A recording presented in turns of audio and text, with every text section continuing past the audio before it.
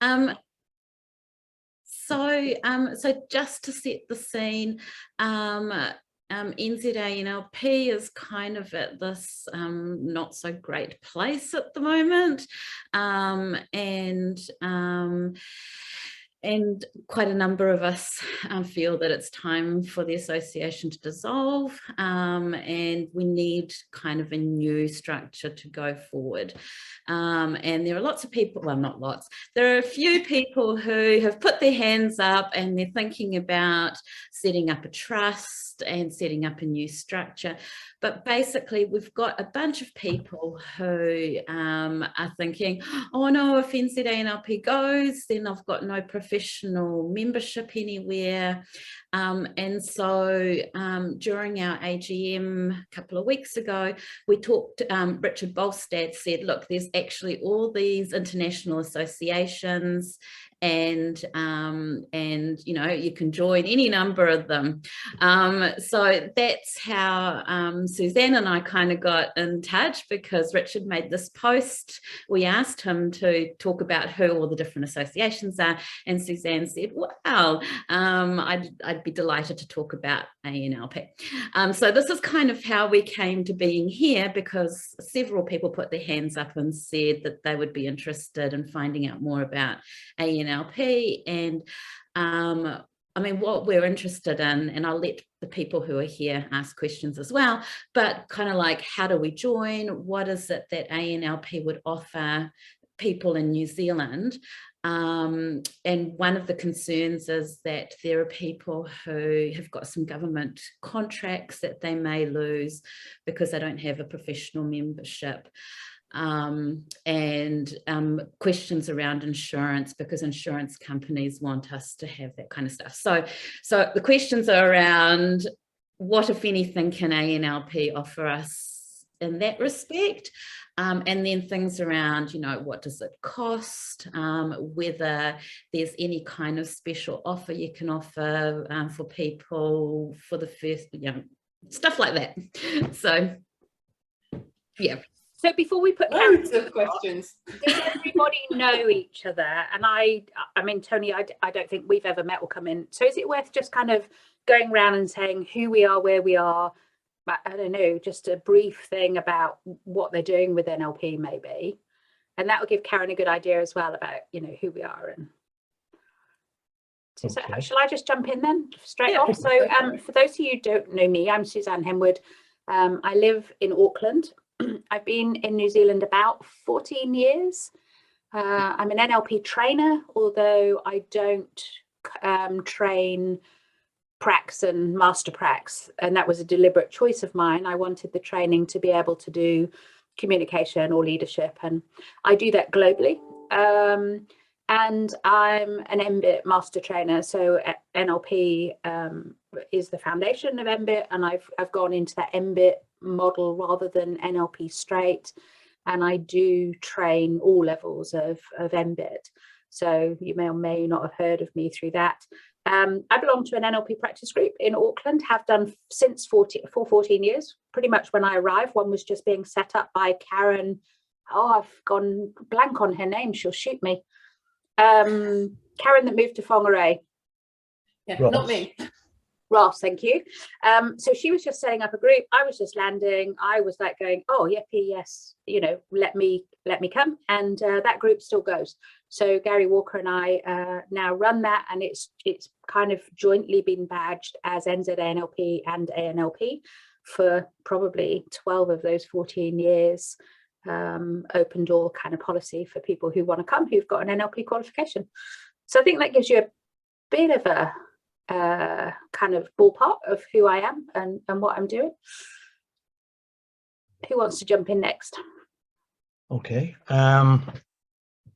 So I'm an NLP master practitioner. I trained with Richard probably, I don't know, 12 years ago.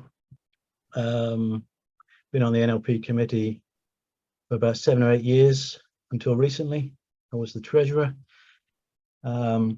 We had an active group here in Wellington that met pretty much monthly throughout the year, where we sort of had CPD kind of presentations.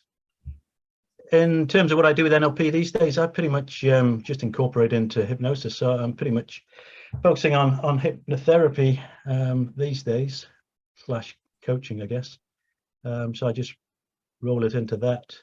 So I'm a trainer at the New Zealand School of Hypnotherapy, and do some training down at the Adult Education Centre in hypnotherapy. Yeah. So that's me. Nice. I'll go next because I'm at the top on my screen. So I trained with Richard Bolstad, and gosh, about 5 years ago I finished that. So I'm actually a trained counsellor, and I study health psychology. So I'm in private practice as a therapist / coach, and I use a variety of modalities, including NLP. So it's kind of like I have a mixed bag. And for the last 2.5 years, I've been running the online NLP for therapy, peer support, supervision and PD group. So we meet once a month, and Robin comes along most months. And I've been on committee about 3.5 years now. So and yeah, I've been quite heavily involved with NZA NLP, and I'm exhausted. And although I'm one of the people saying that it's kind of reached the end, I also am very sad to see it reach its end. And so I'm very passionate about finding alternative ways that NLP can continue to thrive in New Zealand, and that we can still network and connect. And I'm also conscious that we have a lot of NLP practitioners in New Zealand who have either never been members of NZA NLP, or who, for whatever reasons, have left. So I'm actually hoping that this is actually an opportunity for us to come together as a better community than what we have had over the last decade, where it's kind of been going south. Oh, and I'm in Christchurch, so it's freezing down here. It was -1 degree this morning when I got up. Which is really cold for New Zealand, by the way, Karen. Oh. Yeah. That's me. Thank you, Francesca. I don't mind going next. Hi, Karen. Hi, Susan, Tony, Barbara, and Francisca. I don't know if I know you, Barbara. Certainly don't know you, Karen. Robin Laurie, I'm based in Wellington.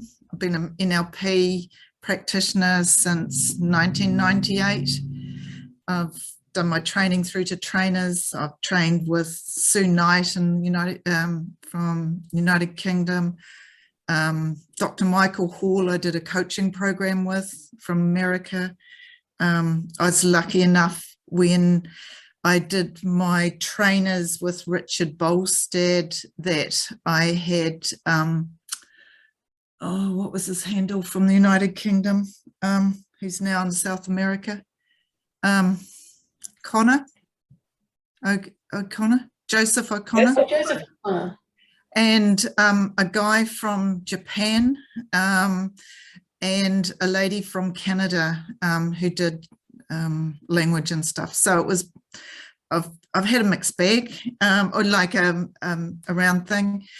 I've been involved in the NZA ANLP. I was on the committee for a number of years. I was on the register, basically set up the registration board and got it into a format of professionalism, I suppose, and did job descriptions and things like that. And I've just been coerced to come back on just to help in the last month, to help keep the numbers up on the committee, to so they could function through to the whatever's going to happen. I've played an active role with the Wellington NLP group. It's been an amazing group. and it's kind of gone into recess, but there's a little bit of noise that it's going to start again, which will be great because we've had wonderful speakers, different modalities, and yeah, it was just a really good once a month group to be involved in as an NLP practitioner. I work from home. I have my own business. I've been coaching since '98 when I set up my business. And I use different modalities. I did embraining and havening and EFT with Wolf, what's the name in Denmark. I keep a pretty broad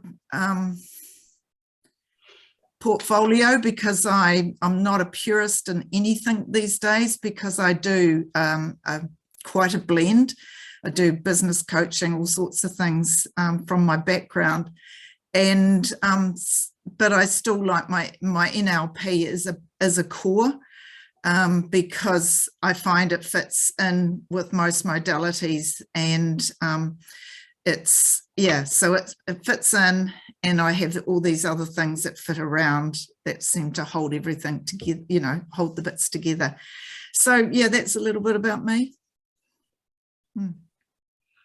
Thank you, Robin.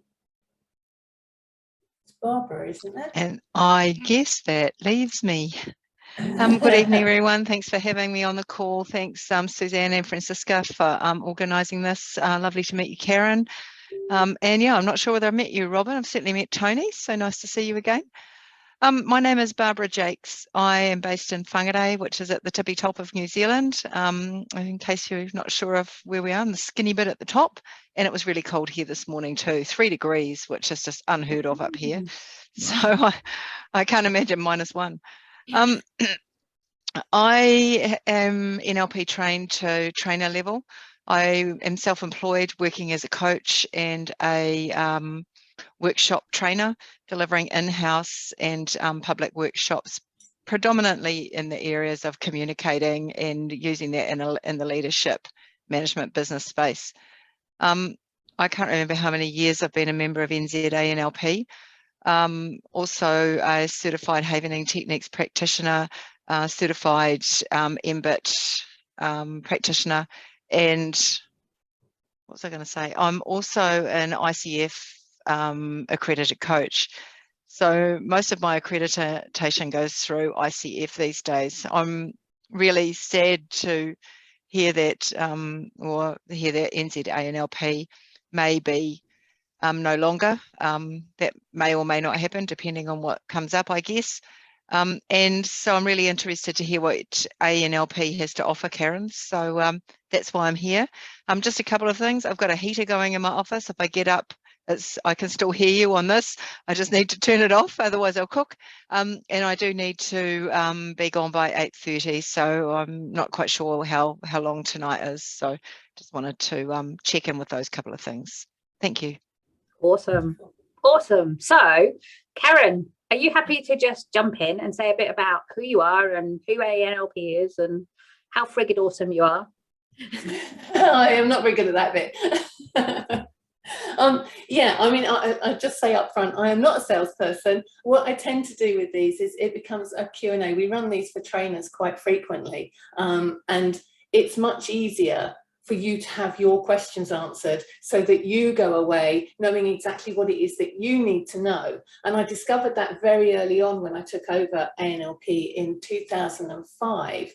And I sat around a table during a lunch break at a course that I'd gone down to visit. And there were 5 people around the table, and they said, so why should we join ANLP? And I said, oh, because we offer credibility with a member's logo and a member's profile. And one face around the table lit up. And the other 4 were sort of deadpan. So then it was, we offer discounts on things like insurance, and another face lit up. And it took me so long to try and, you know, I was working on, I want to get all these faces lit up. I want everybody to be happy with what we offer. And so it then became really apparent that actually it's much better if you ask the questions that you want to know the answers to, rather than me going through potentially 200 pages that are on the website trying to summarize what it is that you want to know. So I'm Karen. I'm the CEO of ANLP and also the NLP International Conference, which Suzanne was a speaker at last month. So we run both of those events. The conference is a separate entity, but it's still kind of hosted by ANLP. ANLP is set up as a CIC, which is a community interest company.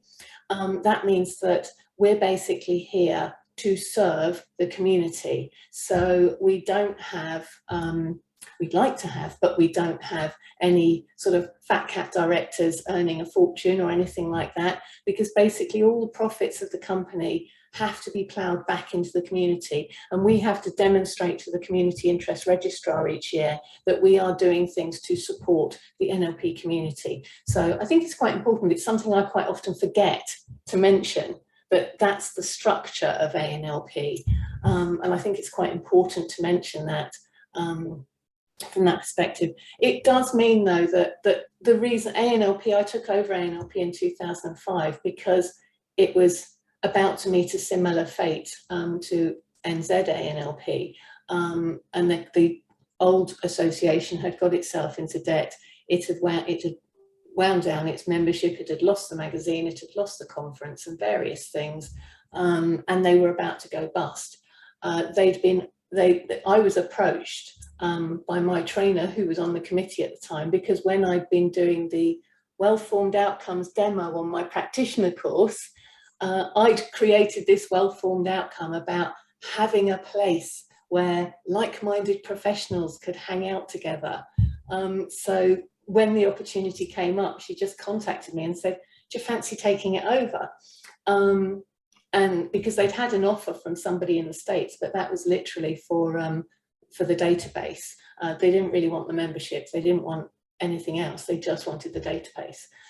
So I, being a former management accountant, I looked at all the books, and if I'd judged with my head, I wouldn't have touched ANLP with a barge pole, but my heart and my gut were saying, do it. So I ignored the accounts, ignored the prognosis, and just did it. And here we are, what, 16, 17 years later, having converted the company to a CIC.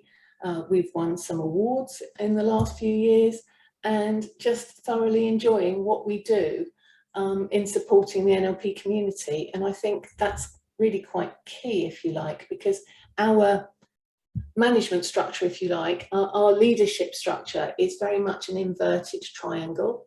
So many professional bodies or governing bodies, they perceive themselves as sort of being at the top of the tree telling everybody else what to do. We very much are this way around, and we're at the bottom. We're underpinning what the trainers do, what the professionals do, and how they can then take NLP out there into the big wide world. So that's our leadership structure. So I could talk for hours about various things that you may not need to know. So I'd much prefer it if you were to ask questions about the things that you specifically want to know. Karen, I've looked at your website, and I'd just like you to explain your structure of professional whatever trainer Membership level. Yeah, that first. Then I'd like to know what you have to do for your professional development, what hours, what you have to do around supervision. And you talked before about insurance and discount. Does that apply to a New Zealander? And who would that insurance company be? They're the sort of things I'm interested in. Well, I'll go from the back. I should have written those questions down because memory's failing me nowadays. I can repeat them. in reverse order. When a few years ago, Suzanne and I worked together to strike a deal with a New Zealand insurance company. Now that I'm sure has gone by the wayside because I think we were having to piggyback on somebody else, and I think they went by the wayside. However, if there was enough interest, then that's certainly something that we could work on again, and find out who, because I mean that's the challenge with insurance, is it tends to be country specific. I mean, we work with Towergate at the moment, and even Towergate, who are very you know, they're quite global, they still have country specific insurance, and some countries don't need insurance at all. Obviously New Zealand is not one of those, so it's definitely something that we could work on to look at a specific insurance discount for people who are working in New Zealand and need that opportunity. The membership levels, that was the front end of your question. So the membership levels, we start with associate level, is the lowest form of membership. That's not necessarily for, you know, that it's the key thing with that is if you're practicing and you need to demonstrate you've got a public profile and you need the credibility of belonging to ANLP, associate level is not for you. Associate level is more potentially for people like Barbara who are working in corporates, or we have members that belong to the health service and the HMRC tax service and that sort of thing, because they're not actually practicing out there in the big wide world and potentially needing to demonstrate their credibility or use the marketing tools, but they do need to belong to a professional association as part of their work requirement. So that level of membership is there for them. Then professional level membership is the one that the majority of people belong at. So the main difference with that, they get all the benefits, but they get the key benefits are the professional profile on our website, which is visible to the public, and also use of the members logo. So there's that side of things. Professional level and above also get access to our professional standards module via their dashboard. So I'll come back to that in a minute because that answers your question about CPD and that sort of thing. So then trainer level, because some of you said you are trained to trainer level, as am I.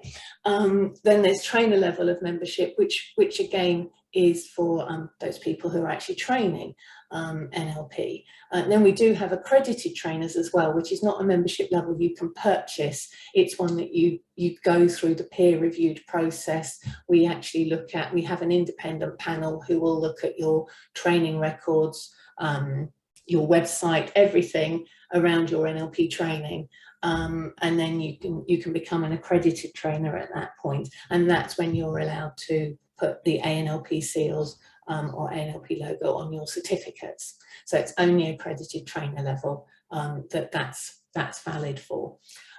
Costs, because I know Francesca, you mentioned costs earlier. So associate level these are all in pounds at the moment, sterling, £43.50 a year for associate level membership, or £4.30 a month. Then professional level is £122 a year, or £12.20 a month. And trainer level is £180 a year, or £18 a month. Everybody for that gets access at whatever level you're on. You get access to Rapport as a PDF, which is our quarterly magazine. You can choose, if you want to pay an additional what we call add-on fee each month or each year, so that you get the printed version. And there's no additional postage for us to send the printed version to New Zealand. All our members pay the same add-on fee, whether they're in Hertfordshire or New Zealand. So you have that option. The other option you have with membership is the coach optional extra. So if you're coaching or predominantly coaching, and you have a coach certificate as well as your NLP certificates, it can be an NLP coach or from any coaching organisation, then you can also opt for the coach add-on, which really all that does is that puts you on our coach database as well. So it's the same profile, but it adds you to our coach database, so that if someone visiting the website is specifically searching for a coach, then you'll come up on that search as well as on the normal professional search. Now you mentioned, sorry, you were going to ask something? Yeah, I was just going to ask. So that I'm interested in that coach side. So that just fits under your professional umbrella. You can, a professional trainer, you can add it to any membership level except associate, because associate level you don't have a public profile anyway. So that's available there. Now you also asked about professional standards. Yes.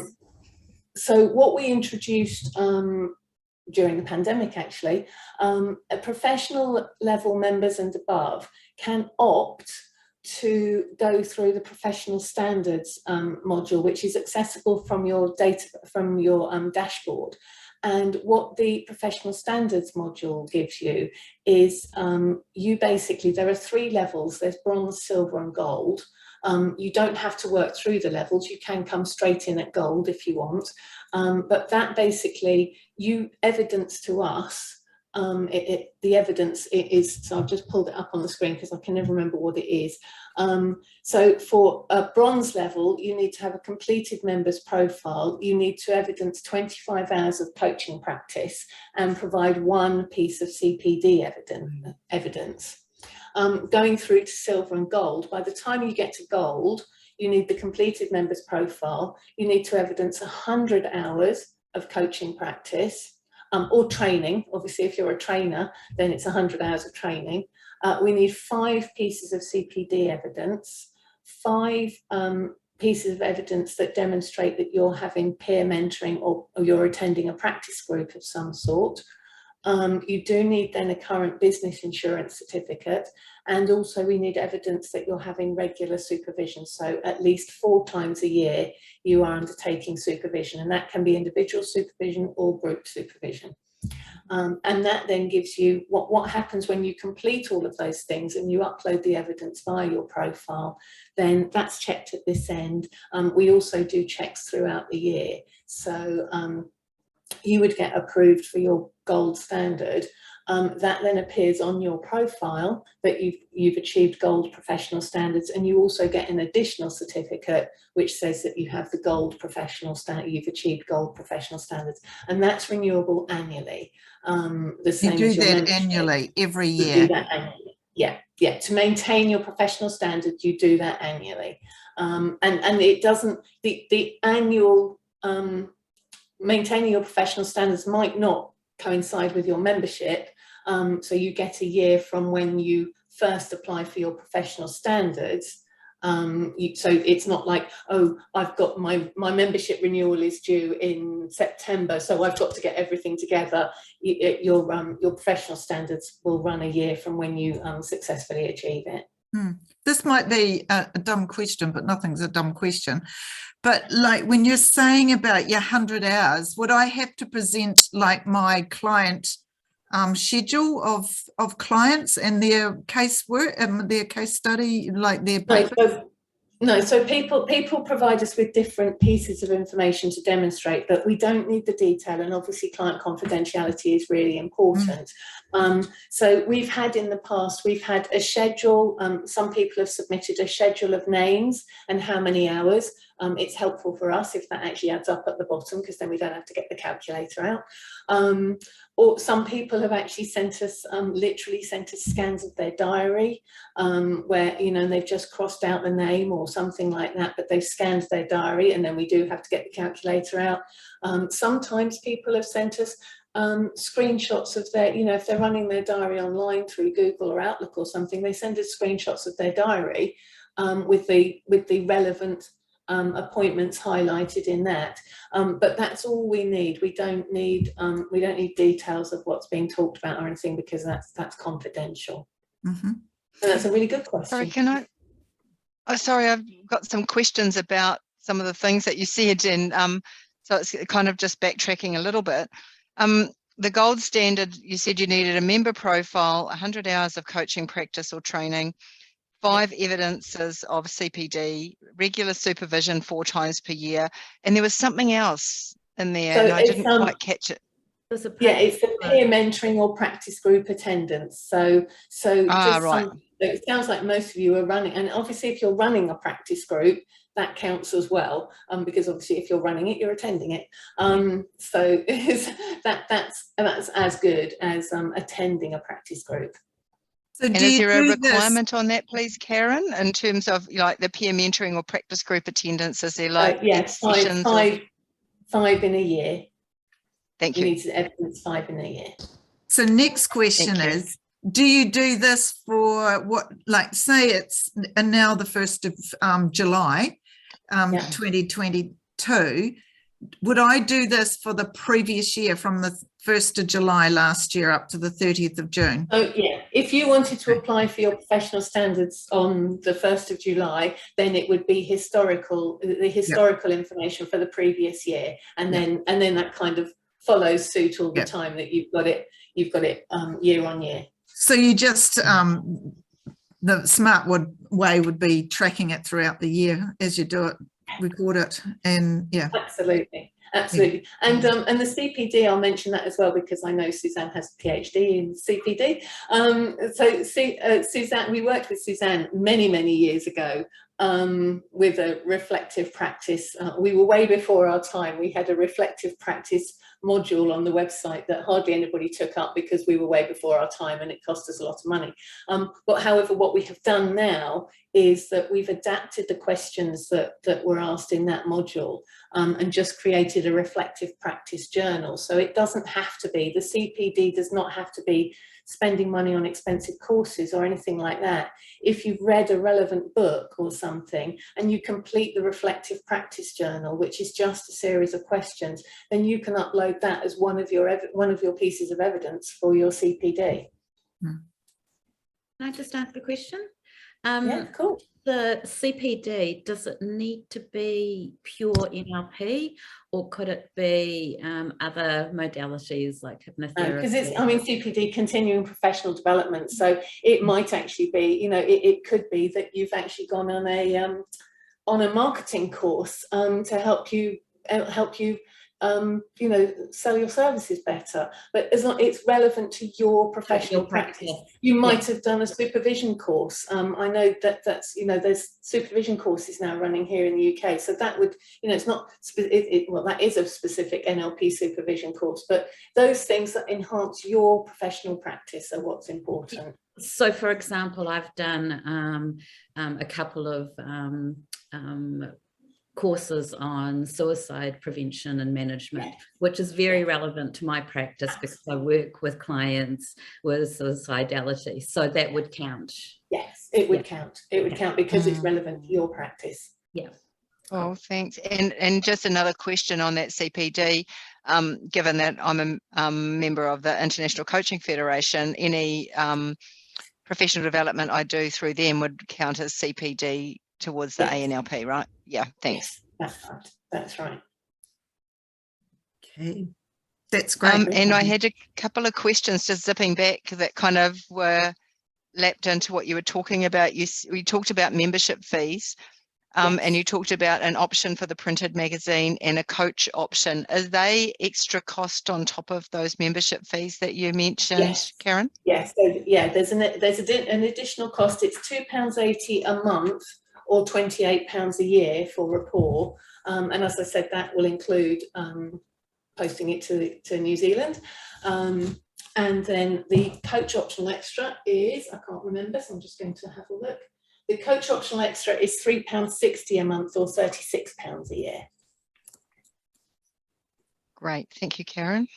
Karen, and also Francesca asked about discounts. It's a really good question, and what I would be prepared to do is, or what we can do is, I didn't mention that there's a £48 admin fee when you first join ANLP upfront for professional level and above, because obviously we have to check your certificates and all that sort of thing. What I can do is I can set up a discount code for people from NZ ANLP who would like to come across to ANLP, so that we waive the £48 admin fee. And what I'll do, I'll liaise with Suzanne afterwards. I'll set that up. I'll send it to Suzanne, and then she can circulate it to all of you. And we'll make it. I don't know what your time frame is for potentially what's happening with NZ ANLP, but what I'll do is Francesca, I don't know if you have any idea, but I'll make sure that it extends long enough so that it covers the period where NZ ANLP may end up closing down. Yeah, we have another SGM on the 17th of July, and depending on what's voted there, if we vote to dissolve, then we need to have another SGM 30 days later. So we're actually then looking at towards the end of August, before we'll know for sure if the association is going to dissolve. Sure. So it may not be until September when members are going to start wanting to come across, or there might be members wanting to join now. So I mean, if I set up a discount code for, say, up to the end of October, or even the end of November, then that will be sufficient. Everybody, yeah, that would be fantastic. So Karen, would you want from us like that they had professional with us, and so then you'd know that we had already checked all of that? Do you need something from? No, we would need, so in order to meet the criteria, we would need copies of your NLP certificates and coach certificates if you're going for the coach optional extra. Yeah. And then if it's professional level, we would need 3 client testimonials. Trainer level would be 6 client testimonials. However, those can also be an employer, trainer or supervisor's reference.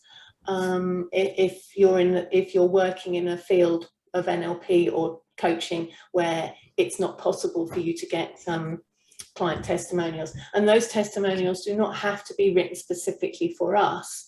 If you've got testimonials on your LinkedIn profile or your website or whatever, just send us the link to those when you join, and then we will just follow. We will just check those and make sure that we've got those recorded on your membership record. That was going to be my next question. There isn't like a set format of testimonials that we have to ask clients, can you please now fill this one? No, okay, cool. It does raise another point though, because once you're a member, it's a different thing. I mean, we need testimonials to know that you're practicing before we approve your membership. However, once you are an approved member, there is also a facility on your dashboard where you can invite your clients to provide client reviews for you, a bit like Amazon reviews. And that's something that you operate from your dashboard, and you can input your clients' email addresses. They don't come to us at all, but that basically makes it very easy for you to send your client an email link that they just have to click on a button and they can leave a review for you. So that's a separate thing. It won't apply to all of you if you are working in confidential, the therapy world. But for those of you who do have that opportunity, then that's there for you as well. That's fantastic. And can I just backtrack to all the costs? Sorry, I haven't looked through your entire website. There's a lot of pages. Yeah. Are the costs clearly written somewhere on the website? Yes, there's a membership fee. So I might just actually share. Am I allowed to share screen, Suzanne? Do I have that? Yeah, let me just I just make you a co-host and you can go for your life. Ooh. So I'm actually on the website at the moment. So I was looking up the professional standards because I couldn't remember all the details. The area of our website that you're going to be most interested in is the ANLP membership area, and you can see when I hover over that, I can see a whole raft of things, and membership fees, membership levels, core requirements that you're all going to meet anyway, because you've been in NLP for ages, and then it's that simple to actually become a member. There's a box up there, or if you're on the home page of the website, then there is a join now. It's worth also pointing out on this that on the resources side, you can see there's various, these are all the resources we provide on the website. A lot of these are open to everybody, because whether somebody is a member of ANLP or not, we'd quite like them to know some best practice guidelines. All these ones with the little locked, little padlocks next to them, these are ones that are locked specifically for ANLP members. And what I can also do, because I don't actually have a profile on the website, because obviously I'm an administrator, and that I ought to make that clear as well. So we're a small team at ANLP, myself, my husband and my daughter-in-law. We're all NLP trained to various levels. None of us practice NLP professionally, because that would put us in direct contact and competition with our members. So it would be unethical for us to do so. But you do know that when if you talk to somebody at NLP, we do have an answering service, which are not necessarily NLP trained, but everybody who works in ANLP is NLP trained. So I've now just logged in as my cat, which is a test profile. So this is what you will see when you're logged in. You've got this dashboard. I was referring to the dashboard, and these are various things that are available to you on your dashboard. You get to be able to change your membership. You can upgrade, you can downgrade, all of those sorts of things you can do from your profile. It tells you whether you've got any membership add-ons. That would be report by post, coach, optional, extra. Then you've got all these various things open to you. And at the moment, I've gone and logged in as the cat who's only an associate member, which doesn't really help much, because it means all these things are not available. However, I'm just going to log out and log in as the other cat.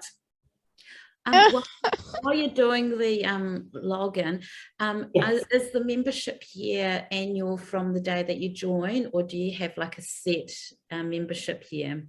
Like we don't have a set membership year. What happens is that you get 12 months membership from the first of the month after you join. Okay. So, or if you're paying monthly, then your membership literally rolls monthly. So you are a member until, so if you join today on an annual membership, your membership would expire on so you'd get the rest of June for free, you'd get July through, and then your renewal date would be the 1st of July next year. Yeah, that makes sense. And as I said, if you're a monthly member, then it literally you renew month on month.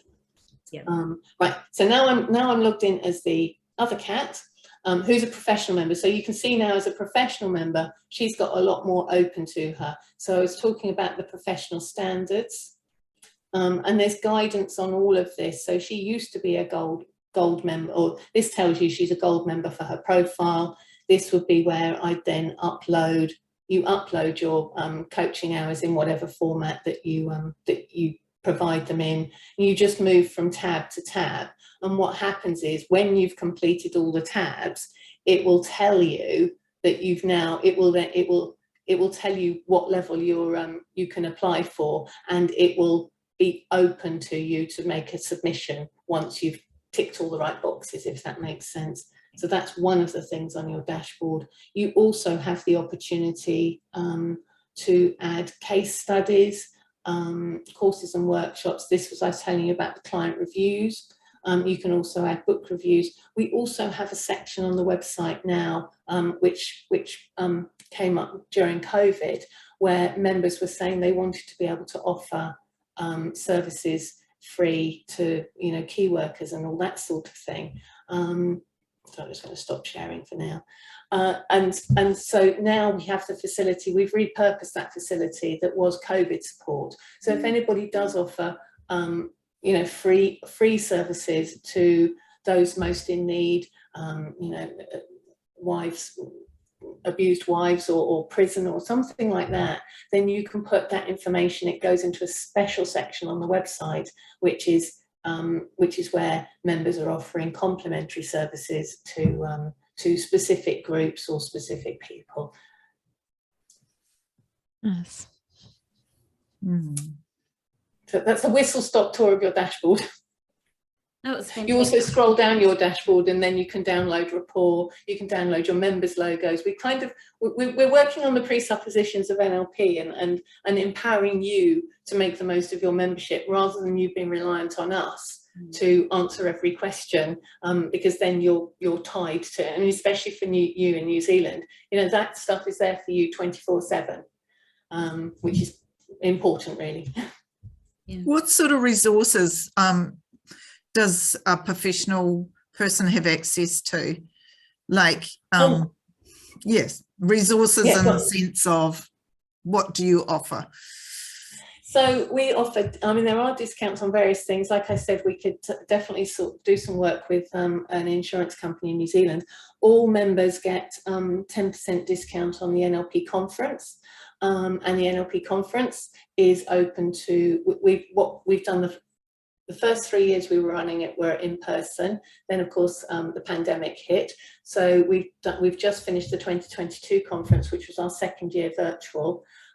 Next year and ongoing, we're running a hybrid conference. So we're doing one weekend, 13th and 14th of May will be in person at the same hotel at Heathrow, where we've run it before, but you can also attend that virtually, because we'll be streaming it and recording it. Then the second weekend, the 20th and 21st of May, is a virtual conference, the same as we've done the last 2 years. So there'll be multiple streams running simultaneously. So as I said, next year's conference is going to be over 2 consecutive weekends rather than the Friday, Saturday, Sunday. We've still got the masterclass, which is going to be on the Saturday, and that's being held next year. That's being run by Dr. Phil Parker, who you probably know from the Lightning process, and he's developing something new that he's going to share, and I can't remember what it's called at the moment, but I can look in the magazine because there's an advert in there. It's like Inner Wisdom Techniques for Health and Happiness. So that's the masterclass next year, Inner Wisdom Techniques for Health and Happiness. And that's one single stream that runs on the Saturday. Then on the Sunday we're going to have 2 streams that will be live in person if you want to attend live in person, but they will be streamed and recorded. And as we've done in the last 2 years, we will now be recording all sessions that will be then available to any delegates. They're available for 6 months after the conference. Do you run any courses outside of conference, or do you organise any workshops or anything like that? So that's a new thing that we've actually started this year. We don't run anything. I mean, our members do, because they are the experts. However, we're facilitating. So this year, starting on the 6th of July, we've actually got monthly workshops, virtual workshops that are going to be that we're running. Most of them, I think, are at 7 p.m. in the evening. So we've got one a month between July and November, and we basically just put a call out to members, say, what would you, we put a survey out last year saying, what would you be interested in? And then we've taken those things, and that's what we're producing, that's what we're doing workshops on. All the workshops are being run by ANLP members, and a lot of them are open to the public, because that's where we're working towards, is, you know, our remit is to be the global flag bearers for professional NLP.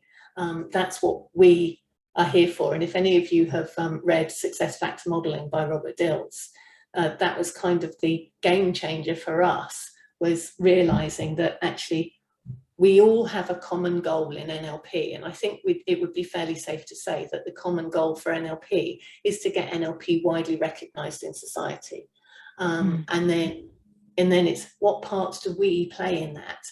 And we realised at that point that actually the part we can play in that is about the professionalism in the field. There are really good organisations like ANLP, like IANLP, and in institutes that we work very closely with. We've actually got, the 4 of us have a very close relationship, and they already work on the training standards. There's no point in us doing that as well. I mean, of course we have training standards, minimum training standards to become a member. However, we don't facilitate the training standards or hold people to account for them, because those guys already do that.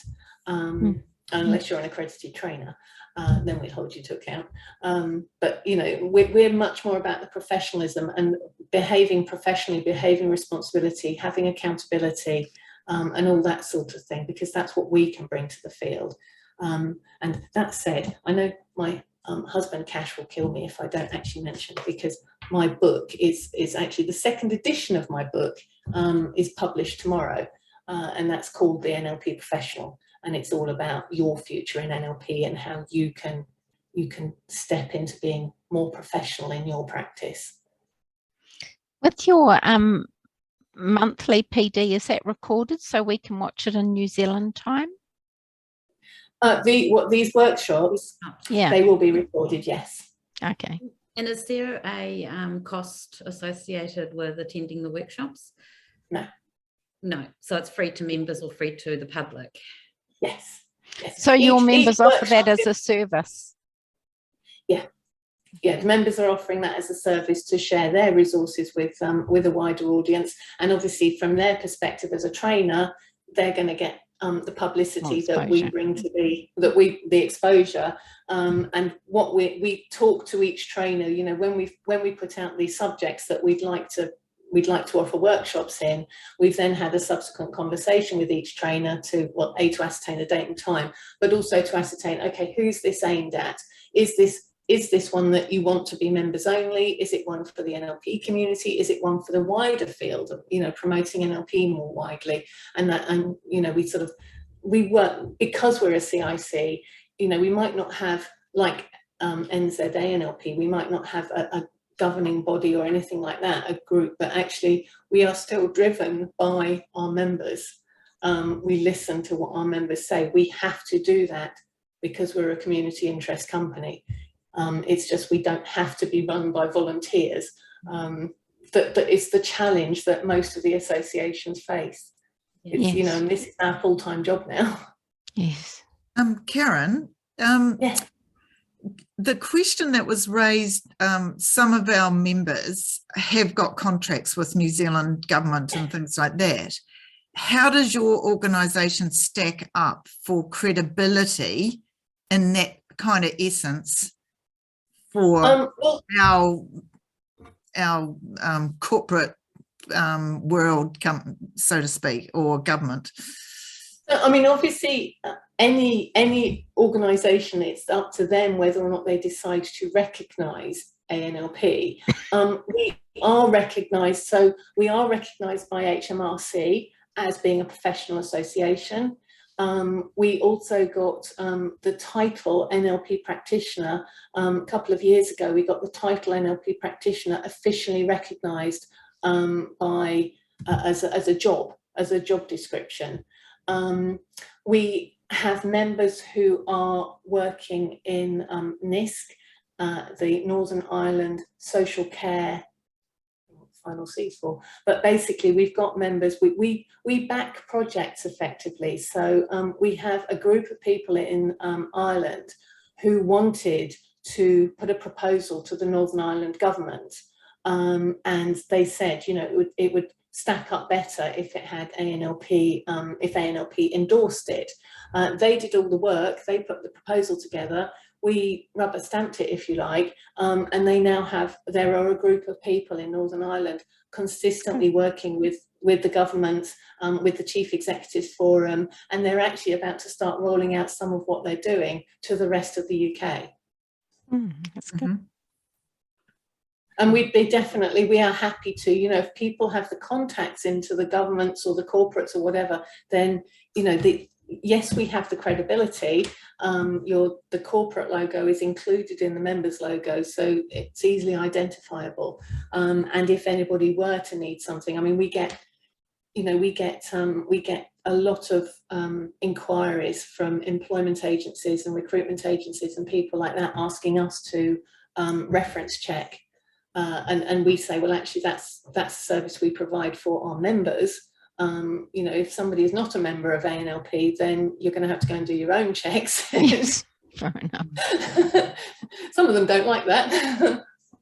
Fair enough. Do you, I looked into doing the degree in NLP in one of the universities in the United Kingdom. Can't remember which one it was. Do you have anything to do with them in the way that in their program and what they're offering? So, so interestingly, what we are currently working on, this has been a very long-term project, mainly because we've been doing it in our spare time. And what we're actually going to do is we're taking July off to finish the work on this project and submit. But we've actually been working for a very long time on getting NLP qualifications that are accepted by Ofqual in the UK, and becoming an awarding organisation for NLP qualifications as opposed to certificates, which is what people currently offer, is certification. So and that's mapping across all the NLP existing qualifications to the levels that currently exist in the UK. But that's part of our drive at the moment, is to get NLP more widely recognised by the education system, and certainly, you know, further education, higher education, because that way, and especially, you know, if you're then delivering a course, it opens up funding opportunities and things like that for trainers. And it will then, the knock-on effect, I mean, we have like a 10-year plan. We're like J.K. Rowling with Harry Potter series. We know what the outcome is, as in we want there to be more opportunity for NLP professionals to be able to get into corporates and things like that, because they've got a recognised qualification in NLP. So that's where we're driving towards. And yes, there is, I mean, because we don't offer courses, some of our members have got their courses accredited by, they're basically accredited for points for APL for the university degree, which I think has just moved again. I think it's somewhere in Wales now. It was in Derby. Before that, it was in Kingston. It's been in various universities around the UK, and I think it's somewhere in Wales now. It's being offered.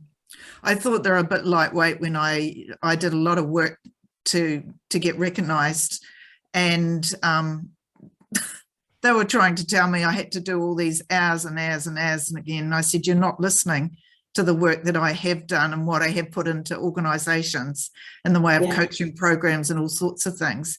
I said, to be able to do that and get accepted, it shows that I know what I'm doing, and the types of NLP things that I was applying.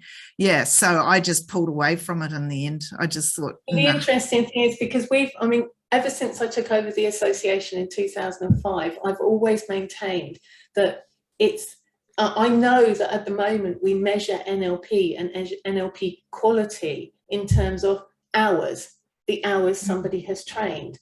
And realistically, and I've always said, that's not a measure of quality. It's the only measure we have in NLP at the moment, is measuring the number of hours. But if you just equate that to the school system, you know, all young people sit in a classroom, I mean, as long as they're not playing truant, all young people sit in a classroom for the same length of time. They do not all come out with the same qualifications. It's the old 70. So much more than the, it's so much more than just the hours that you're doing. So this is what this is about. Thank you, Barbara. Cheerio. This is what it's about. It's about output, not about how many hours you've input. It's about output. What are you doing with your NLP? How can you apply, and so that's what these qualifications will do. They will measure that, you know, they'll measure your competence, both knowledge and skills. And that's been the challenge, which is why it's taking so long, because obviously, you know, certainly here in the UK and most academic establishments are especially, you know, that those sorts of levels especially are about the knowledge. You know, how do you measure skills?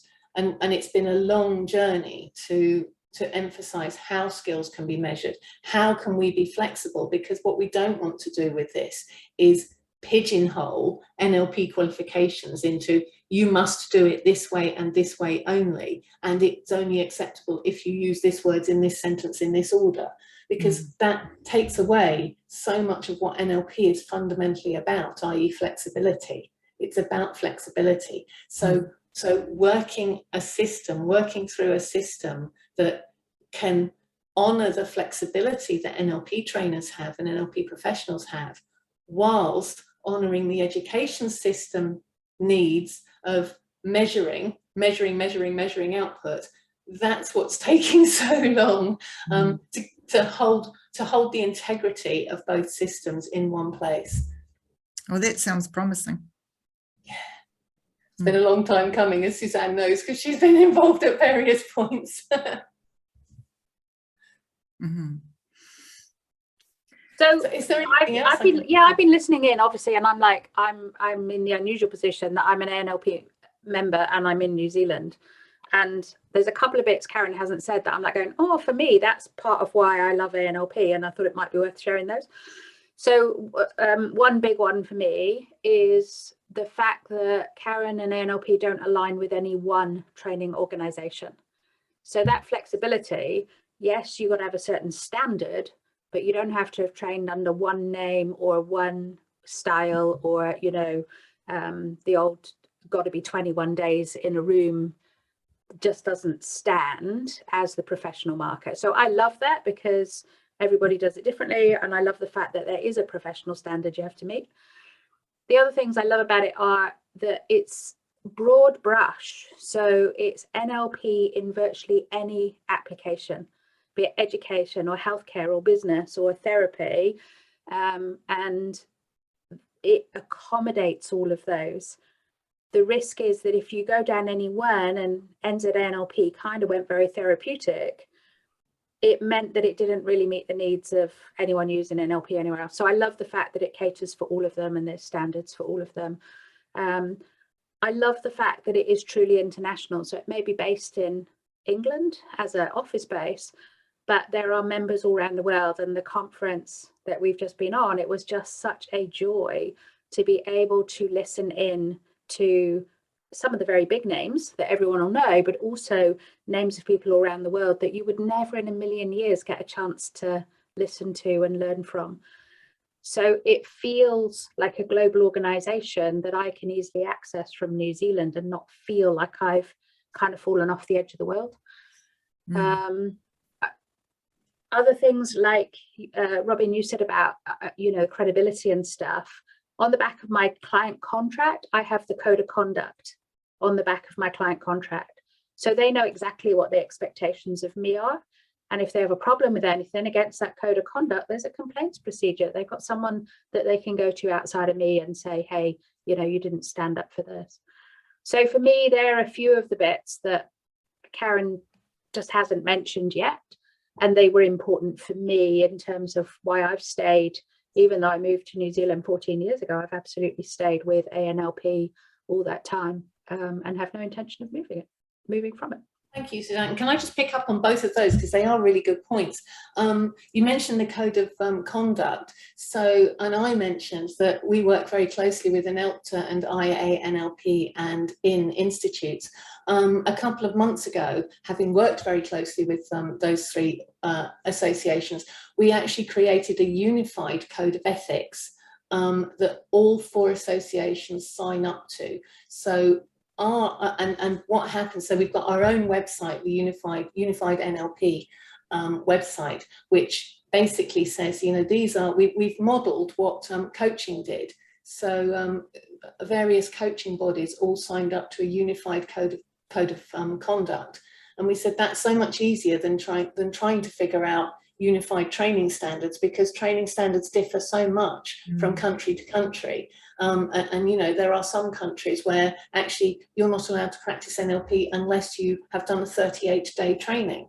And making that, you can't unify that throughout the world because it's just not going to stack up in other countries. However, unifying a code of ethics, so we took all our codes of ethics, merged them together, said, right, what's the broad brush top line that we can all sign up to? And then we all have our own code of ethics sitting underneath that. But I think that's part of both, you know, demonstrating our willingness to collaborate with others, that we achieved that, and achieved it relatively easily. The other thing that Suzanne mentioned was the international aspect. So funnily enough, one of the pieces of work we're just, our web developer is pulling a proof of concept together, is about creating more internationalness on the website. It's not relevant for you guys because you speak English, but what we are looking to do, which will be relevant for you guys, is actually have the prices in different currencies as well. So you'd still end up paying in sterling, but the prices would all be stated in I'm just going to show my ignorance here, in New Zealand dollars. Dollars. You just need a conversion chart, a conversion thing, and just put your thing in and but what we're also going to do, we're going to do the same with language. So as I said, that's not relevant to you because you speak English, but we're looking at, there are various countries where we have quite a high following. So to be able to convert, to be able to translate the whole website more efficiently than just using Google Translate would be useful. But alongside that, we're also then, what we have under our control and would be happy to offer to you guys as well, because it's totally within our control, is having an international segment on the website. So we're talking to people in India at the moment because they need some things. So then we'd have some knowledge-based articles on the website that are specific to New Zealand, maybe the insurance ways in New Zealand, or that sort of thing, or different sorts of professional practice that are relevant to New Zealand, or things that are quirky to New Zealand that people wouldn't find elsewhere. And again, it would be the members that would write those articles for us, so we can put those into the knowledge base and start building up. Well, actually, here's the section that is going to be of specific interest to people in New Zealand or India or Serbia or whatever. So just on that point, is that where we could possibly put, if we continued, and Suzanne, you were saying about your group in Auckland, and if the Wellington NLP network group continues, could we put that on your website? Well, you can put that on anyway. We've actually got a practice group section on the website, and at the moment the practice group section is administered by us rather than it's part of your profile, but we have a form, and as Suzanne knows, so we can support any practice group, and we support the practice groups. I mean, before COVID we were sending out a couple of copies of the magazine, but we send out a pack, so it would include the research journal, Acuity, a copy of the book, some membership brochures, and also you would then have access to CPD certificates, so you can do ANLP practice group CPD certificates. So there's sort of a load of online resources and some physical resources that we would send you, so that you can, if you're running a physical practice group, you can actually have those on display at your practice group. And as I said, we sort of offer that support to practice groups, and there is a practice group section on the website where we put all the practice group details. So again, you'd fill out a form for us. It's not online at the moment. You'd fill out the form, you send it in on email, and then we add your practice group to the practice group list. And that practice group then is available on the website for anybody, but it also, those details go into a report every quarter as well. Oh, cool. That's good, Gloria. So the Auckland one's already listed in there. So yeah, it'd be good to have some more New Zealand based ones. Yeah. And what we're talking about with the web development proof of concept at the moment, so it's not just a case of, okay, I mean, as I said, we can put some New Zealand content on there, but what will happen is that, I mean, our web developer is absolutely brilliant, and he started talking about, and what we can do is we can identify where people are browsing from, and then what we'll do is, if they're browsing from New Zealand or India or whatever, then when they go to do a search for a professional, then the ones in their country will come up first. Nice. So it's those sorts of things we're playing with at the moment. take a while. Yeah, so that was going to be one of my questions, because I'm registered on Psychology Today website, which is international, but basically it recognises what country a person is searching in, so it automatically displays those registered in New Zealand if they're looking for a therapist. Yeah, it kind of recognises them. So I mean, what we have at the moment is we have locations. So on your profile, you can put whatever locations that you want to be searchable. So it would make sense to put New Zealand, but also then if there are specific areas in New Zealand, you'd list all of those. And then if somebody's doing a search by location, then you'll come up in that search anyway. do you know what kind of traffic you get to your website from New Zealand users? And not directly from New Zealand users, no. What we do publish, because again we hold ourselves to account, is we publish every month in our members news update, we publish various stats for the website use and also searches and that sort of thing. And that's another thing that's available to you on your profile. So you have a stats section on your profile, which you can look at and see how many searches you've appeared in, how many times your profile has been viewed, and how many click-throughs you've had. So click-throughs come from where on your profile you've actually put in the right box, your website, your Facebook, etc., etc. And if you put those in the right sections, then our website can measure when somebody's clicked through. So, you know, you've got those, and we publish the overall stats. For the, so I can tell you, well, I've got the ones, I know I've just done the ones for May, but the ones for the last issue of Report, it would have been the ones for, these are the stats for March. So new users to our website were 5,350 in a month. So that's people visiting for the first time. Page views, 20,808 pages were viewed.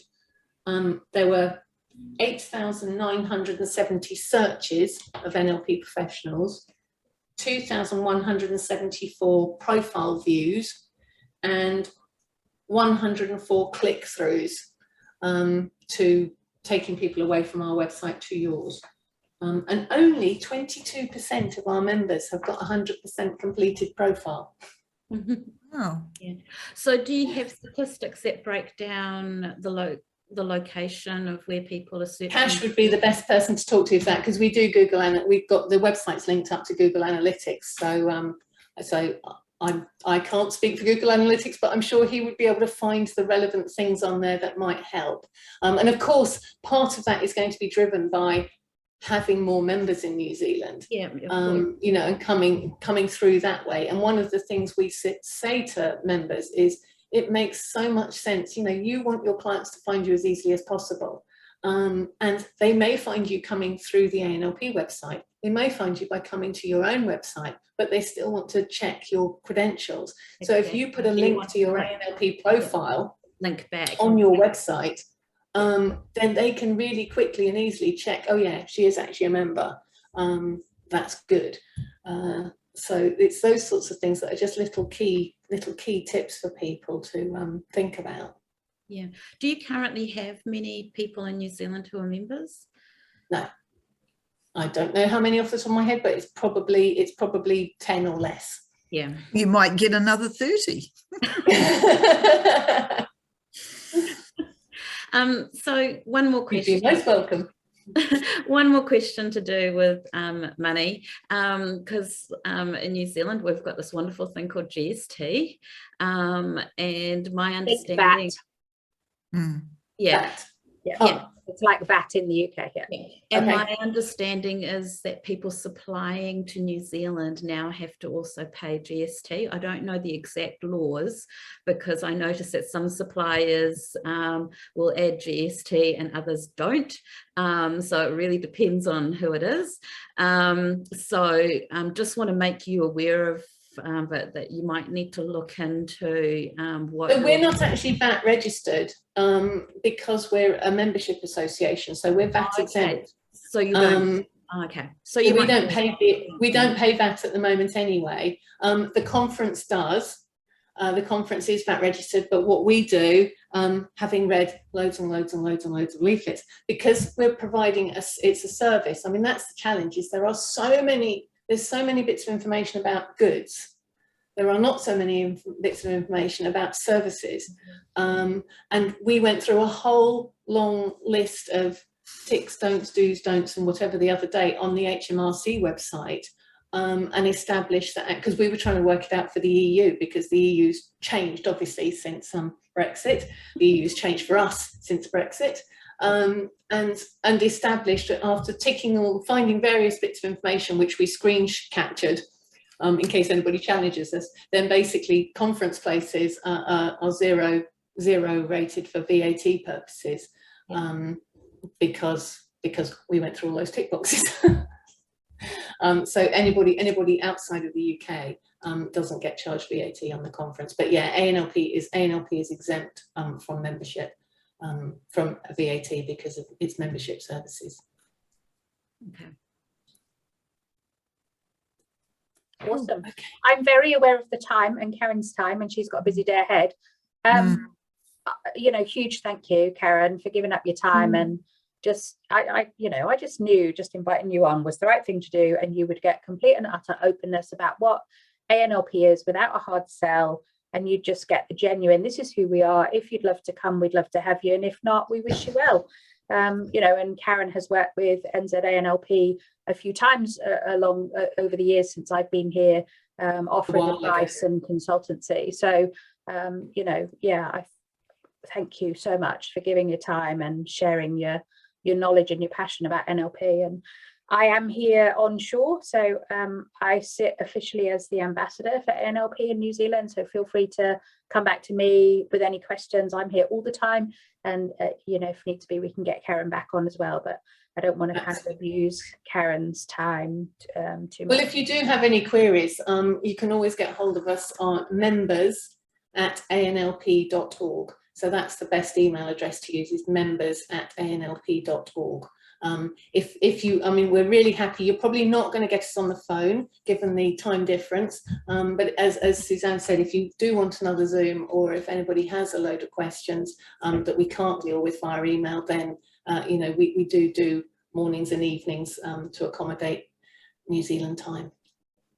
Thanks, Karen.